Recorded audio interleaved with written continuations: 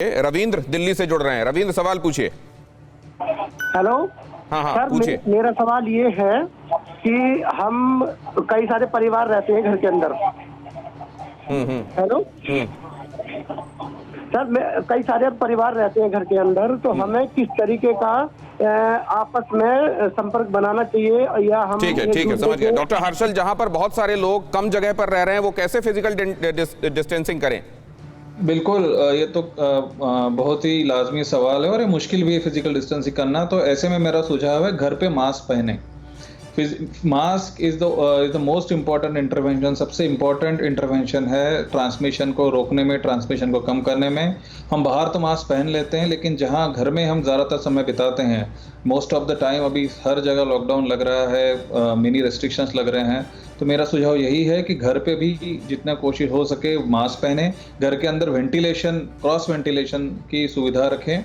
और मास्क पहनने का सही तरीका भी अभी डॉक्टर साहब आपको बता देंगे। मैं एक बार फिर से ये सवाल लेकर आऊंगा, लेकिन ज्ञानेश्वर चौबे, आपकी फाइंडिंग क्या रही इस दौरान? इस बार जो ये स्प्रेड है क्या मुख्तलिफ है और कैसे सावधान रहना चाहिए हमको? देखिए, सबसे बड़ा सवाल ये है कि जो पहले वेव में जितने भी सीरो सर्वेज हुए थे उसके हिसाब से ज़्यादातर शहरों में 40 से 50% की इम्यूनिटी डेवलप हो गई, लेकिन इसके बावजूद ये दूसरा वेव उससे भी बड़ा आया। और उसके पीछे कारण ये था कि हम जितने भी सारे लोग इस इम्यूनिटी को अर्जित किए थे, ये 3 से 4 महीने में ही ये इम्यूनिटी खत्म हो गई।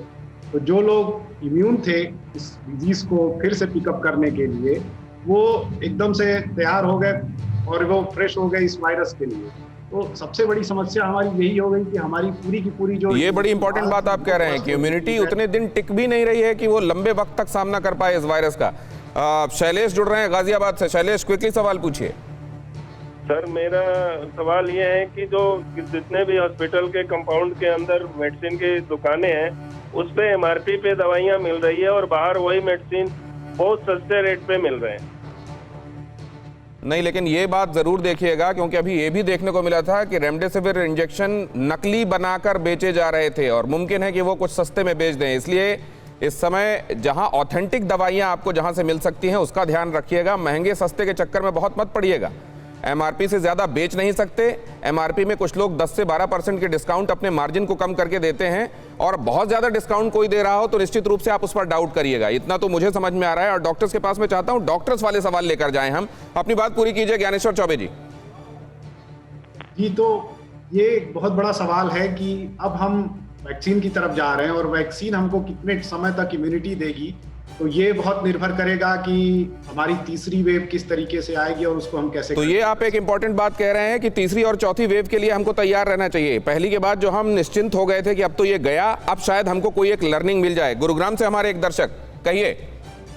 अच्छा सर, मुझे फ्राइडे दोपहर से फीवर था, हल्का फीवर था उस दिन, फिर रात में ज्यादा बढ़ा और सैटरडे मैंने डॉक्टर से भी कंसल्ट किया, लेकिन सैटरडे संडे फीवर था पूरा और पूरा डायरिया का सिम्टम था। बट हाँ, उन्होंने मुझे दवा दिया और हाँ, आज शाम में थोड़ा बहुत ठीक है।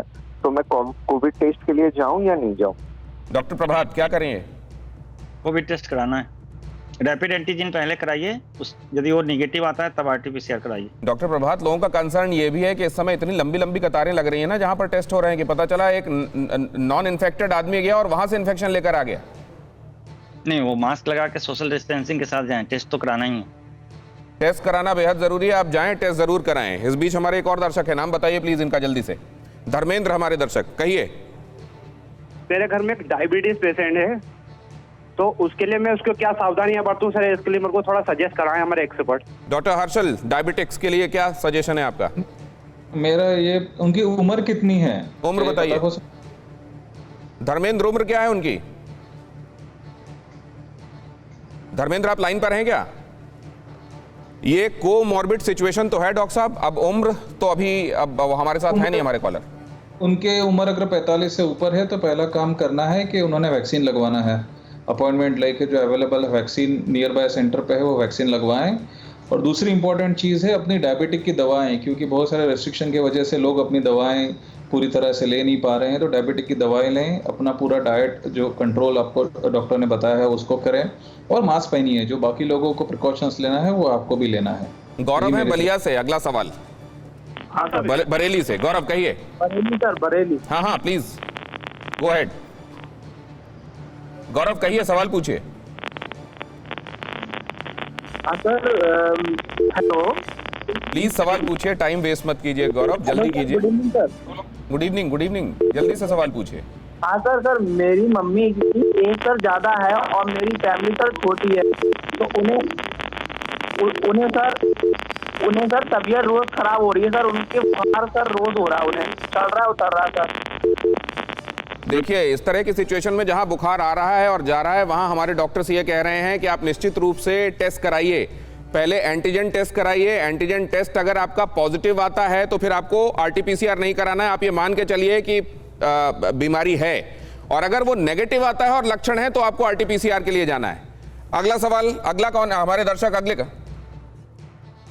दुर्गेश है हमारे दर्शक छत्तीसगढ़ से। दुर्गेश, सवाल पूछिए।